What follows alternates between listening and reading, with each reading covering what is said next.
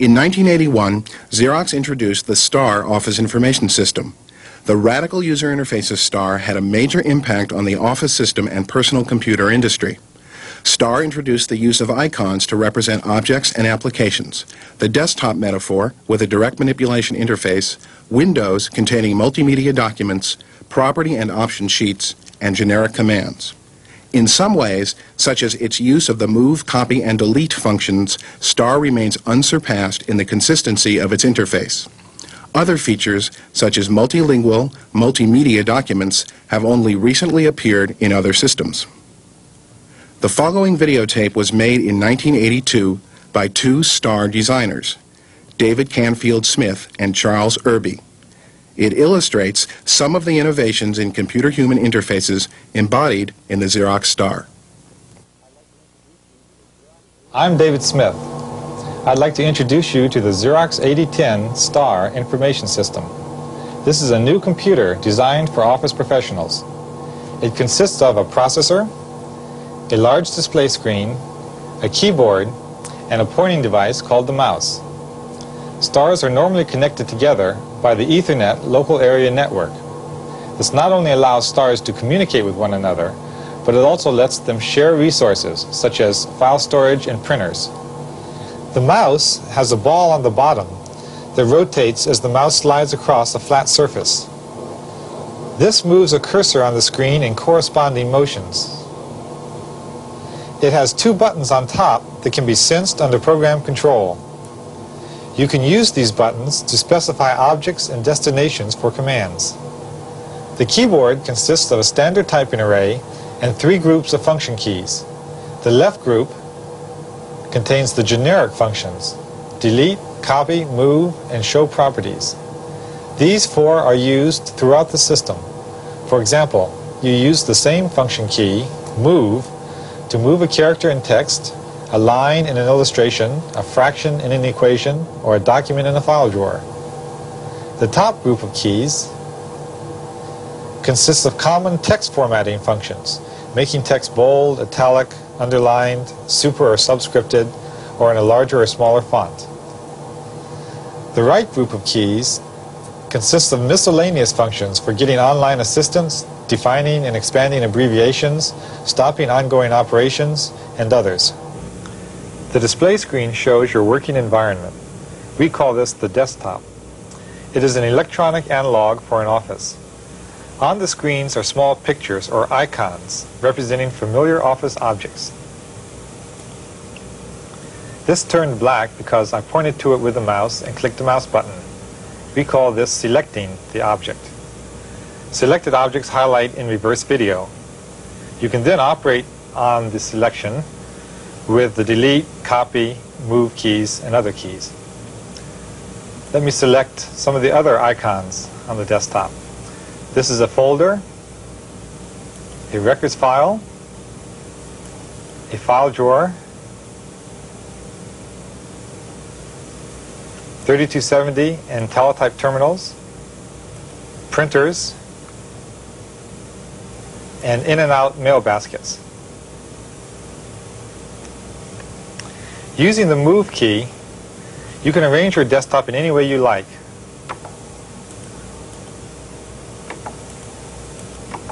Move is the most powerful command in the system.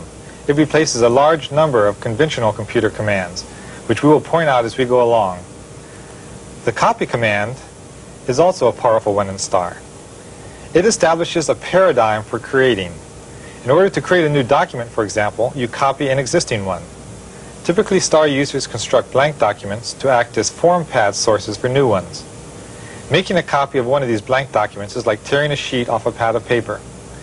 The ability of users to make their own form pads is one example of the user tailorability built into the system.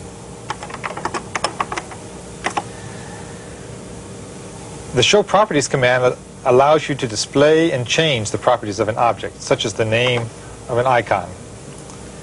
We will discuss properties later. In addition to moving, copying, deleting, and showing properties, you can open an icon to see what's inside. You do this by selecting the icon and pushing the Open key. The enlarged form is called a window. Every icon has its own window. This is a document window, displaying the contents of a document.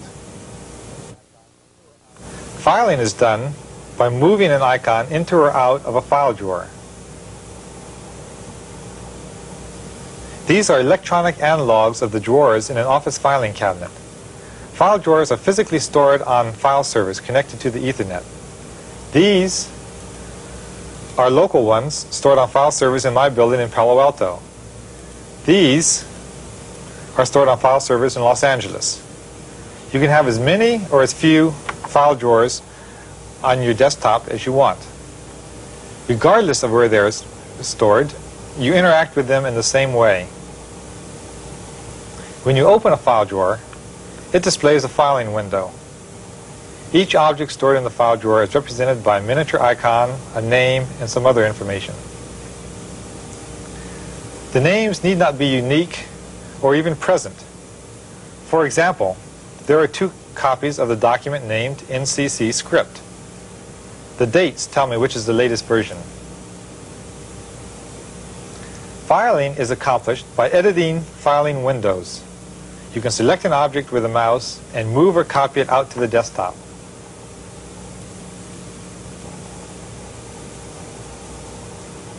This transfers the object from the file server over the Ethernet to the local disk attached to your Star workstation.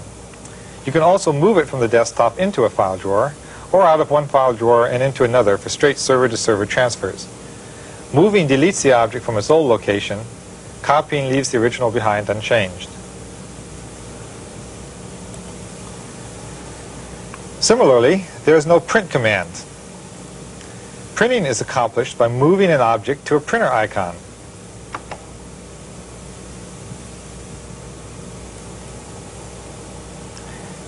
When you do this, a special window called an option sheet automatically appears.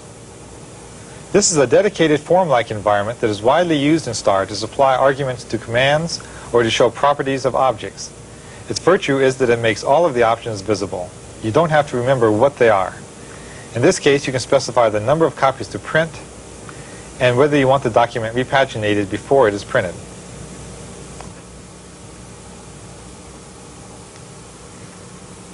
Let's print this document and then walk over and pick up the output.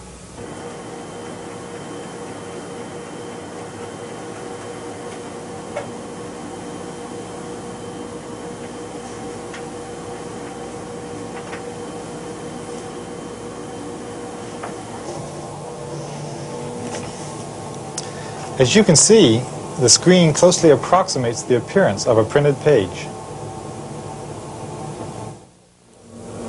Mail is delivered to in-baskets. When you open an in-basket icon, a window appears which looks much like a filing window. The fields in the window are mailing related.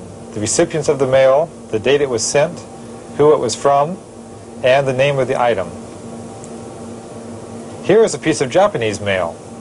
Notice that any Star document can be sent through the mail.